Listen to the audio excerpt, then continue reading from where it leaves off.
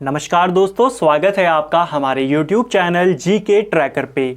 देखिए फ्रेंड्स, आज के इस वीडियो में हम बात करेंगे जो हमारी एक सीरीज़ है जी के रिवीजन सीरीज़, जिसमें हम जीके के प्रीवियस ईयर के क्वेश्चंस को यहाँ पे कवर करते हैं। साथ में एमसीक्यू के साथ साथ हम पूरे कॉन्सेप्ट को भी यहाँ पे समझते हुए चलते हैं, पूरी थ्योरी को क्लियर करते हुए चलते हैं, जिससे आपका रिवीजन और आपका प्रैक्टिस साथ साथ में चल सके। और क्योंकि ये सभी क्वेश्चन प्रीवियस ईयर के क्वेश्चन हैं, तो ये क्वेश्चन और इनसे जुड़े क्वेश्चन आपके लिए अपने एग्जाम के लिए काफ़ी महत्वपूर्ण हो जाते हैं, तो उनको भी हम यहाँ पे कवर करते हैं।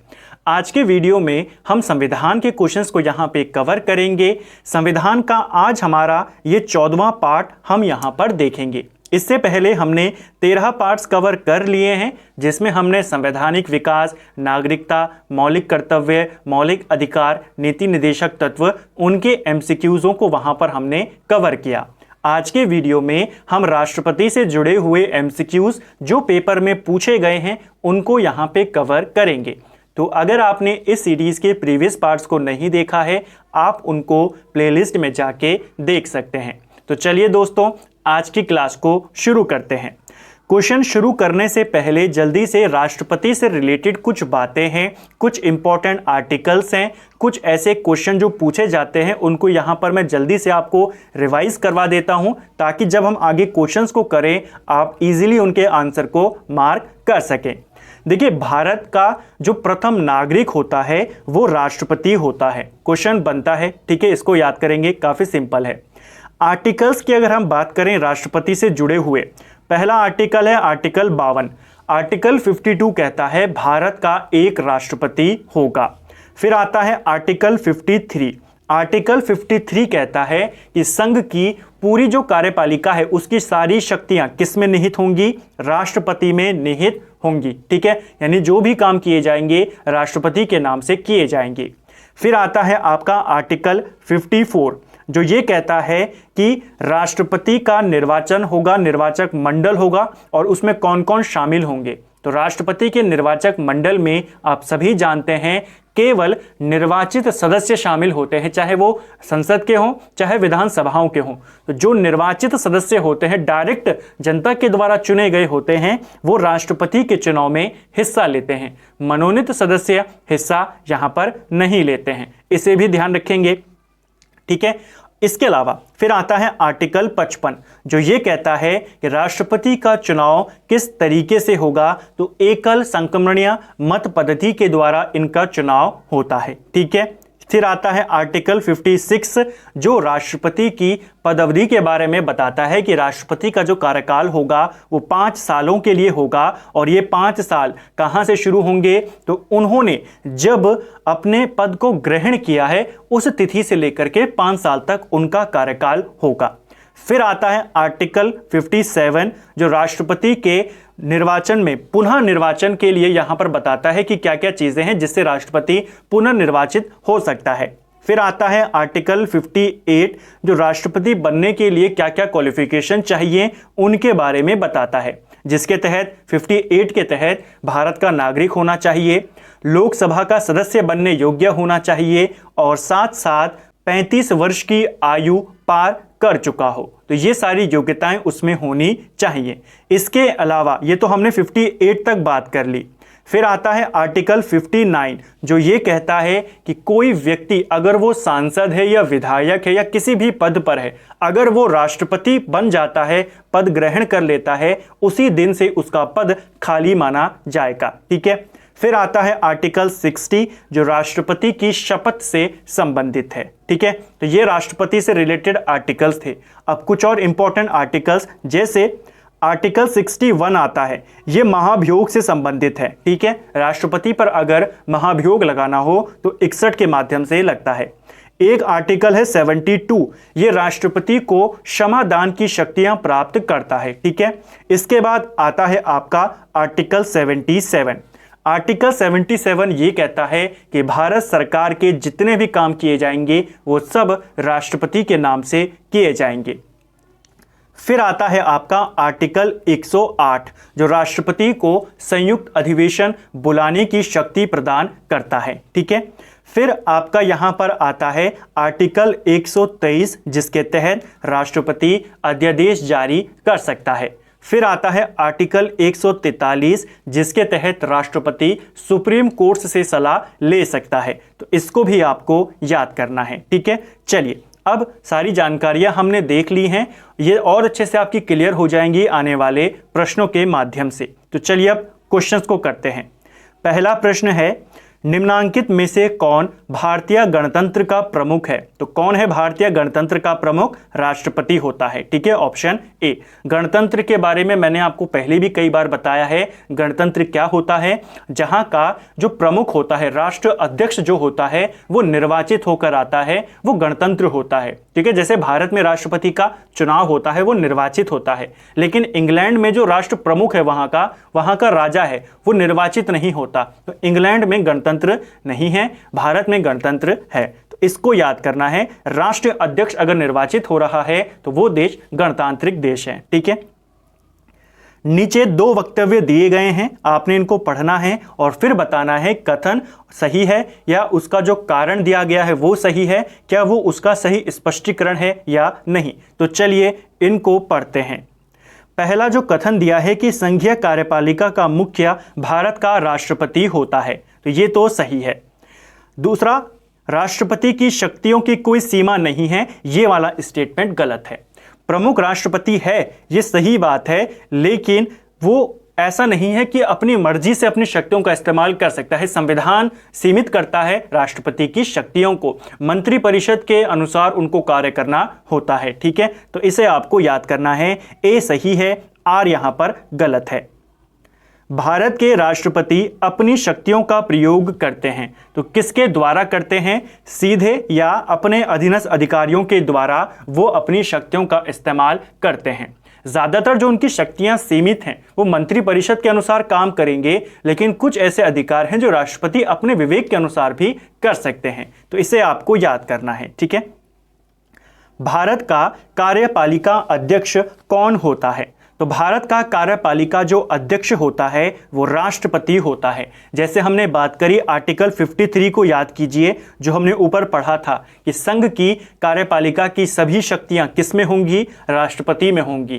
कार्यपालिका अध्यक्ष राष्ट्रपति होता है, वास्तविक अध्यक्ष जो होता है वो प्रधानमंत्री होता है। इसे भी आपको याद करना है, पूछा जाता है ये भी। ठीक है, नेक्स्ट है हमारा, संविधान के निम्नलिखित अनुच्छेदों में से किस एक के अंतर्गत संघ की कार्यपालिका शक्तियां राष्ट्रपति में निहित हैं? तो अभी मैंने आपको ऊपर बताया आर्टिकल 53 को याद कीजिए। संघ की कार्यपालिका शक्तियां किस में निहित होंगी?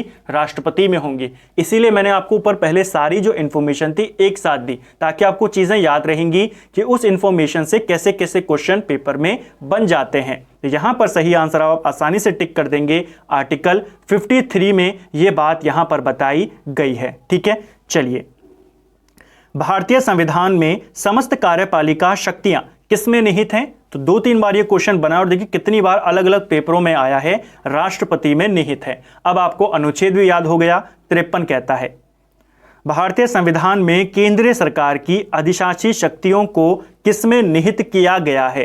तो संविधान में केंद्रीय सरकार की जितनी भी आपकी शक्तियां हैं किसमें निहित हैं?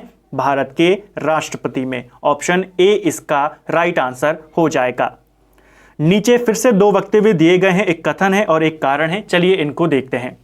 रक्षा बलों का सर्वोच्च कमांड राष्ट्रपति में निहित है, तो ये वाला यहां पर सही है। आप जानते हैं जितनी भी हमारी आर्मीज हैं, तीनों आर्मियां, उनका जो सुप्रीम कमांडर होता है, सर्वोच्च सेनापति, वो कौन होता है? राष्ट्रपति होता है। लेकिन अब कारण को पढ़ते हैं।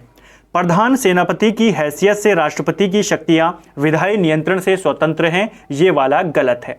सेना का सुप्रीम कमांडर जो है वो राष्ट्रपति हैं, लेकिन विधायी यानी कि विधायिका के द्वारा कानून के अनुसार ही वो इनका इस्तेमाल कर सकते हैं। जब तक लोकसभा या संसद के द्वारा कोई ऑर्डर नहीं आता, अगर कोई भी चीज करनी हो उसके बाद ही राष्ट्रपति इनको कोई आदेश कर सकते हैं। तो ये स्वतंत्र नहीं है। तो फिर से आंसर क्या हो जाएगा? ऑप्शन सी, ए स्टेटमेंट सही है, कारण यहां पर गलत है।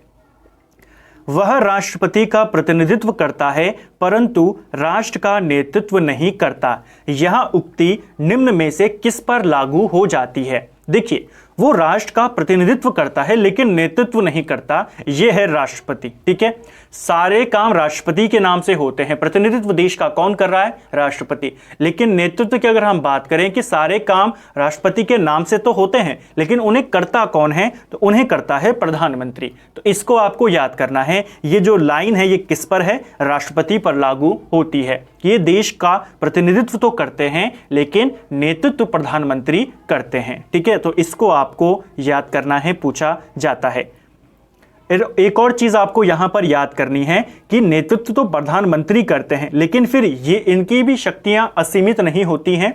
प्रधानमंत्री और इनकी मंत्री परिषद फिर किसके प्रति उत्तरदायी होती है? लोकसभा के प्रति उत्तरदायी होती है। तो इसे भी आपको याद करना है।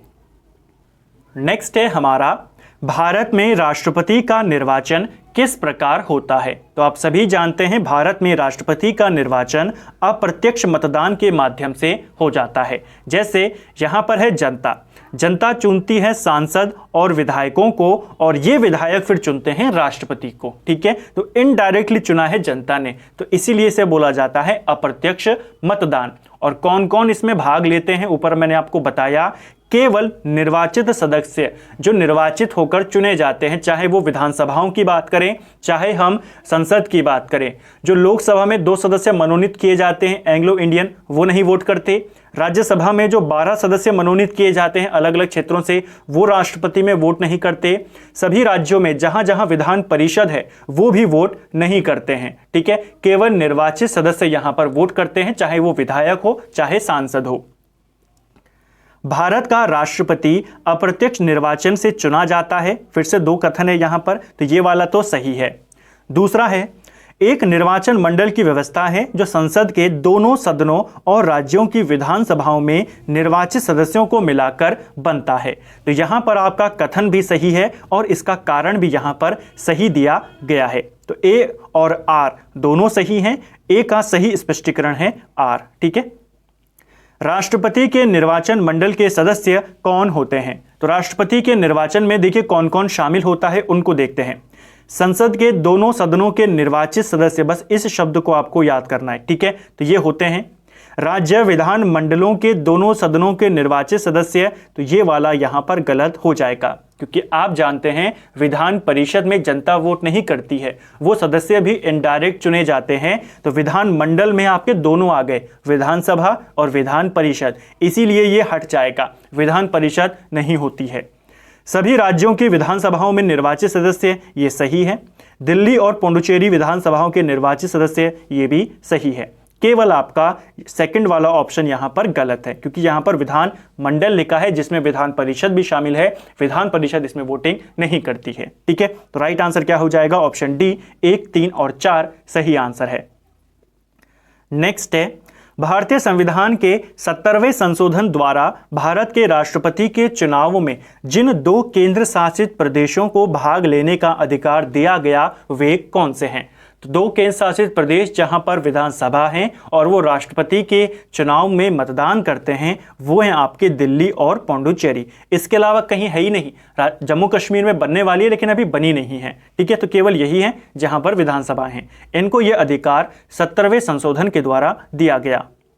निम्नलिखित में से कौन भारत के राष्ट्रपति के निर्वाचन हेतु निर्वाचक गण में सम्मिलित नहीं है? फिर से वही क्वेश्चन आ गया कि इनमें से कौन शामिल नहीं है। तो अगर हम यहां पर आंसर की बात करें, राज्यों के विधान परिषदों के जो निर्वाचित सदस्य होते हैं वो इसमें शामिल नहीं होते हैं। लोकसभा के निर्वाचित, राज्यसभा के निर्वाचित, विधानसभा के निर्वाचित। ठीक है, इसको याद करना, बहुत बार ये क्वेश्चन बनता है। राष्ट्रपति के चुनाव मंडल में कौन कौन सम्मिलित होते हैं? फिर से वही क्वेश्चन है कि कौन कौन इसमें सम्मिलित होते हैं। चलिए इनको देखते हैं। राज्यसभा के सभी निर्वाचित सदस्य ये तो होते हैं, लोकसभा के सभी निर्वाचित सदस्य ये भी होते हैं, विधानसभाओं के सभी सदस्य ये नहीं होते हैं, संसद के दोनों सदनों के सभी निर्वाचित सदस्य राज्य विधानसभाओं के सभी निर्वाचित सदस्य। तो सबसे उपयुक्त आंसर है ऑप्शन डी, क्योंकि यहां पर दोनों आ गए, यहां पर अलग अलग में है, यहां पर दोनों के निर्वाचित आ गए, विधानसभा के निर्वाचित आ गए। ऑप्शन डी इसका सही आंसर है। भारत के राष्ट्रपति चुने जाते हैं, किसके माध्यम से चुने जाते हैं? ऑप्शन डी, राज्यसभा, लोकसभा, विधानसभाओं के निर्वाचित सदस्यों के द्वारा। ठीक है, एक चीज और याद करना, राष्ट्रपति के चुनाव में राज्यसभा, लोकसभा और विधानसभा के निर्वाचित सदस्य वोट करते हैं, लेकिन जो वाइस प्रेसिडेंट का चुनाव होता है, उपराष्ट्रपति का, उसमें लोकसभा और राज्यसभा के सभी सदस्य मत करते हैं, विधानसभा उसमें मत नहीं करते हैं। ठीक है, निम्नलिखित में से कौन राष्ट्रपति के चुनाव प्रकरण के लिए सही नहीं है? तो कौन सा यहां पर सही नहीं है? चलिए इनको पढ़ते हैं। पहला कहता है कि पदस्थ राष्ट्रपति की पदावधि से पहले उत्तराधिकारी का चुनाव अवश्य हो जाना चाहिए, ये स्टेटमेंट सही है।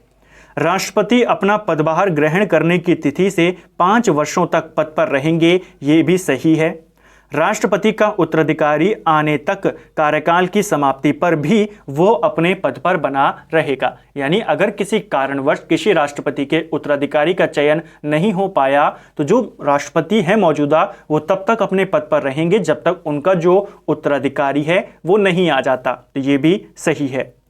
चौथा है, निर्वाचक मंडल के अपूर्ण होने के आधार पर राष्ट्रपति का चुनाव स्थगित किया जा सकता है, तो ये यहाँ पर गलत है। जैसे हमने बोला कि राष्ट्रपति के चुनाव में राज्यसभा, लोकसभा और विधानसभा के निर्वाचित सदस्य वोट करते हैं। मान लीजिए किसी राज्य में अभी चुनाव नहीं हुए हैं, वहाँ विधानसभा के सदस्य नहीं हैं, मान लीजिए कुछ सीटें खाली हैं, तो ऐसा नहीं कह सकते कि अभी चुनाव नहीं हुए हैं, सीटें खाली हैं, इसीलिए जो निर्वाचक मंडल है वो आधा है, अभी चुनाव नहीं हो सकते, ये नहीं कर सकते। ठीक है, निर्वाचक मंडल के आधार पर राष्ट्रपति का चुनाव कभी भी स्थगित नहीं होता है। जितने भी उस समय सदस्य होते हैं, जिन राज्यों में भी विधानसभा है, वो सारे वोट करते हैं, अगर कहीं नहीं है तो भी चुनाव नहीं टाले जाते। तो ये वाला स्टेटमेंट यहां पर गलत है कि इनको स्थगित किया जा सकता है, गलत नहीं किया जा सकता। ठीक है, नेक्स्ट है हमारा, राष्ट्रपति के उम्मीदवार के लिए क्या आवश्यक नहीं है?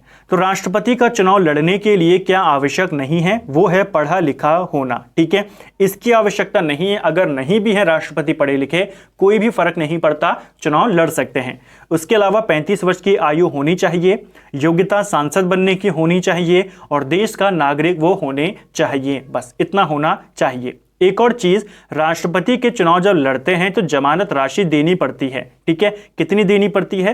15,000 रुपए देनी पड़ती है। तो अगर आपके पास 15,000 रुपए हैं, आपकी उम्र 35 वर्ष है, आप 25 वर्ष के ऊपर हो चुके हैं, क्योंकि लोकसभा में चुनाव लड़ने के लिए आयु कितनी है? 25 वर्ष। तो आप भारत के नागरिक हैं, तो आप राष्ट्रपति का चुनाव लड़ सकते हैं। लेकिन इतना ही काफी नहीं है, साथ में राष्ट्रपति के उम्मीदवार के पास 50 सांसद अनुमोदक के रूप में होने चाहिए और 50 सांसद प्रस्तावक होने चाहिए, तो ही लड़ सकते हैं। ठीक है, भारतीय राष्ट्रपति के विषय में निम्नलिखित कथनों पर विचार कीजिए। तो चलिए इसको यहां पर पढ़ते हैं। पहला है, उसे भारत में जन्मा होना चाहिए, ये सही है। 35 वर्ष की उम्र पूरी कर लेनी चाहिए, ये भी सही है। संसद का सदस्य निर्वाचित होने की योग्यता रखनी चाहिए, तो ये स्टेटमेंट भी यहाँ पर सही है। तीनों स्टेटमेंट यहाँ पर सही हो जाएंगे। ठीक है, लेकिन अगर आप ऑप्शन को देखें तो तीनों सेलेक्ट करने का विकल्प यहाँ पर नहीं है। जो यहाँ पर आंसर दिया गया है, यहाँ पर आंसर दिया गया है कि पहला और दूसरा सही है। उसने ये माना कि संसद का सदस्य नहीं, लोकसभा का सदस्य चुने जाने की योग्यता होनी चाहिए, उस आधार पर इसने इसको गलत कर दिया। वैसे यहाँ पर तीनों स्टेटमेंट सही हैं। ठीक है, एक सांसद अथवा विधानसभा का सदस्य राष्ट्रपति निर्वाचित हो सकता है, परंतु क्या? परंतु निर्वाचित होने के तुरंत उपरांत अपनी सदस्य उसे छोड़नी पड़ेगी। तो इसको आपको याद करना है। ऐसा नहीं है कि चुनाव लड़ने से पहले उसे त्यागपत्र देना होगा, ऐसा नहीं है कि निर्वाचन से 6 माह के अंदर सदस्यता छोड़नी होगी, राष्ट्रपति बनने के 6 महीने तक वो कहीं का भी राज्यपाल या सांसद रह सकता है, ऐसा नहीं। जैसे ही राष्ट्रपति बनेगा तुरंत छोड़ना होगा। ठीक है, ये भी नहीं है कि बनने से पहले छोड़ना होगा, पहले बन जाइए फिर छोड़िए। ठीक है, नेक्स्ट है, भारतीय संविधान का कौन सा अनुच्छेद राष्ट्रपति के पद के लिए पुनर्निर्वाचन की योग्यताएं निर्धारित करता है? तो पुनः निर्वाचन के बारे में बताता है अनुच्छेद 57, जैसा हमने ऊपर देखा। अगर भारत के राष्ट्रपति के चुनाव में कोई विवाद होता है तो उस विवाद को किसे सौंपा जा सकता है? देखिए, राष्ट्रपति का जो चुनाव होता है वो इलेक्शन कमीशन के द्वारा करवाया जाता है। राष्ट्रपति का चुनाव कौन करवाता है? Election commission. भारत में भी सभी चुनाव इलेक्शन कमीशन करवाता है। अगर किसी को लेकर विवाद होता है, किसी चुनाव को लेकर के, सांसद के, विधायक के, उसका विवाद भी कौन सॉल्व करता है? इलेक्शन कमीशन सॉल्व करता है। लेकिन राष्ट्रपति के केस में ऐसा है, चुनाव इलेक्शन कमीशन कराएगा। अगर कोई विवाद आ जाता है तो वो विवाद सुप्रीम कोर्ट में जाता है, इलेक्शन कमीशन फिर उसमें कुछ नहीं करता है। तो इसको आपको याद करना है। ये क्वेश्चन बहुत बार बनता है कि राष्ट्रपति के चुनाव संबंधी विवाद का निपटारा कौन करता है? सुप्रीम कोर्ट करता है। इसको ध्यान रखना। नेक्स्ट है, राष्ट्रपति 5 वर्ष तक अपने पद पर रहता है। ये 5 वर्ष कहां से गिने जाते हैं? देखिए, इस तरीके के ऑप्शन देता है आपको। ये 5 वर्ष होते हैं पद ग्रहण करने के दिन से। ठीक है, इसे आपको ध्यान रखना है। भारत के राष्ट्रपति अपना त्यागपत्र किसको संबोधित करके देते हैं? तो भारत के राष्ट्रपति अपना इस्तीफा उपराष्ट्रपति को देते हैं और उपराष्ट्रपति इसकी जानकारी सबसे पहले लोकसभा स्पीकर को देते हैं। यह क्वेश्चन बहुत बार पेपर में बना है कि जब राष्ट्रपति अपना त्यागपत्र उपराष्ट्रपति यानी राज्यसभा के सभापति को देते हैं, वो सबसे पहले इसकी जानकारी किसको देंगे? लोकसभा के स्पीकर को। प्रधानमंत्री को टिक नहीं करना। भारत का राष्ट्रपति अपना त्यागपत्र किसे देता है? तो वो देते हैं भारत के उपराष्ट्रपति को। और उपराष्ट्रपति अपना त्यागपत्र किसको देते हैं? राष्ट्रपति को। इसको भी याद करना। और एक और चीज क्वेश्चन यहां पर जो बन सकता है, आप जानते हैं जो भारत के उपराष्ट्रपति होते हैं वो राज्यसभा के सभापति भी होते हैं।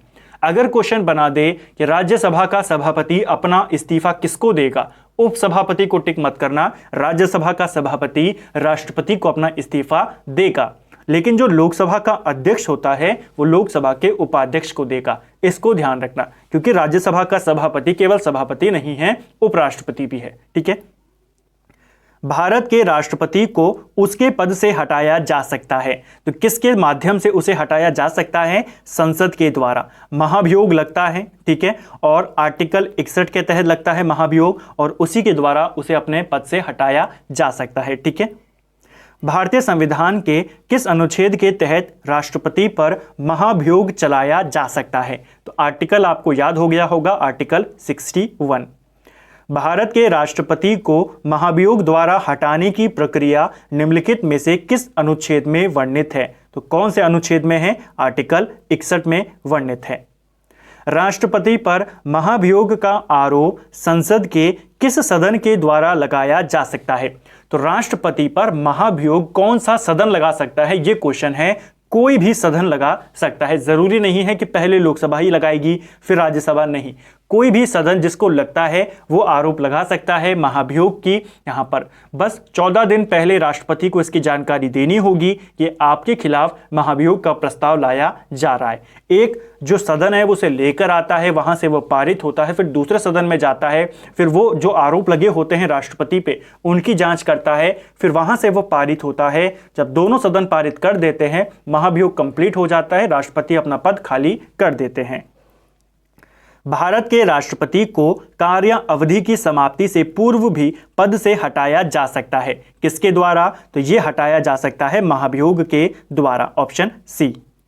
भारतीय संविधान के निम्नलिखित अनुच्छेदों में से कौन सा भारतीय राष्ट्रपति के महाभियोग से संबंधित है? तो कौन सा अनुच्छेद महाभियोग से संबंधित है? कई बार देख लिया, आर्टिकल 61।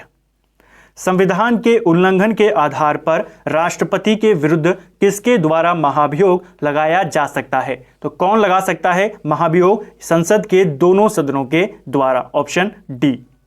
नेक्स्ट है, निम्न में से भारत के राष्ट्रपति पर महाभियोग लगाने का अधिकार किसे प्राप्त है? तो संसद के दोनों सदनों को प्राप्त है महाभियोग लगाने का अधिकार। ठीक है।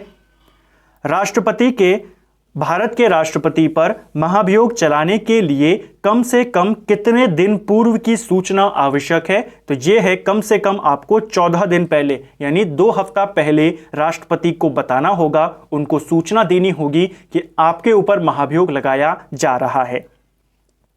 निम्नलिखित में से कौन सा भारत के राष्ट्रपति के निर्वाचक गण का तो भाग है लेकिन महाभियोग अधिकरण का भाग नहीं है?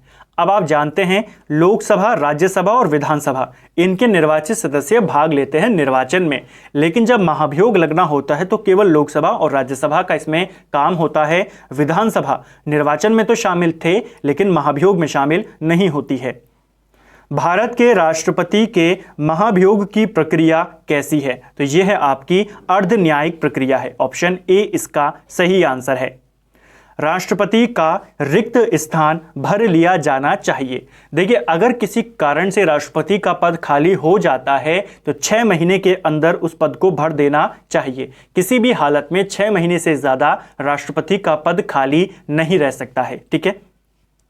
यदि मृत्यु, त्यागपत्र या हटाए जाने की स्थिति में भारत के राष्ट्रपति का पद रिक्त हो जाए तो उस पद का कार्यभार कौन संभालेगा?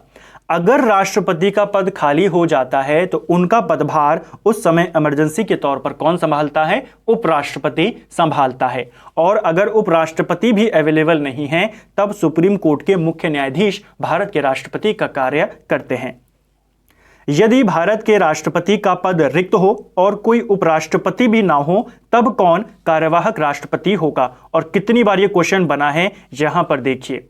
तो अगर क्वेश्चन को ध्यान से पढ़ना कि उसने क्या करा है, उपराष्ट्रपति का पद भी खाली करा है और राष्ट्रपति का पद भी, तब बनते हैं भारत के मुख्य न्यायाधीश। ठीक है।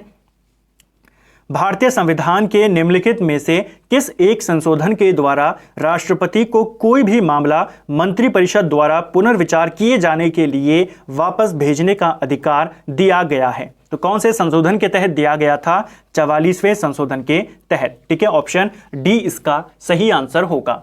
44वां संविधान संशोधन 1978 में हुआ और इसमें एक चीज जोड़ी गई कि अगर राष्ट्रपति के पास कोई विधेयक जाता है, राष्ट्रपति उसको पारित नहीं करना चाहते या उसमें कुछ वो करेक्शन चाहते हैं तो उस विधेयक को वो पुनर्विचार के लिए मंत्रिपरिषद को लौटा सकते हैं, लेकिन केवल एक बार। अगर मान लीजिए किसी राष्ट्रपति ने कोई विधेयक मंत्रिपरिषद को लौटा दिया कि आप इसमें ये चीजें करेक्शन करिए, अगर मंत्रिपरिषद उसमें करेक्शन भी ना करे और एज इट इज वापस भेज दे राष्ट्रपति के पास, अब राष्ट्रपति उसे लौटा नहीं सकता, राष्ट्रपति को उसे पारित करना ही होगा। लौटा सकता है केवल एक बार, ये शक्ति उसे 44वें संविधान संशोधन के तहत 1978 में मिली। इसको आपको ध्यान रखना है। दूसरी बार अगर वैसा ही आ जाता है तो उसे वो पारित करना ही होगा, इसको भी ध्यान रखना है।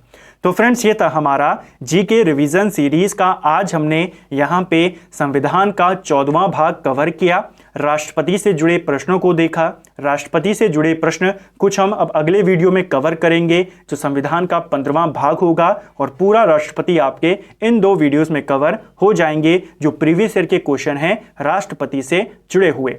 उम्मीद करता हूं आपको आज का वीडियो पसंद आया होगा। अगर आपको ये वीडियो पसंद आया है, वीडियो को लाइक करें। अगर आप चैनल पर पहली बार आए हैं, चैनल को सब्सक्राइब करें, अपने दोस्तों के साथ शेयर करें। वीडियो आपको कैसा लगा कमेंट बॉक्स में हमें ज़रूर बताएं। Thank you friends.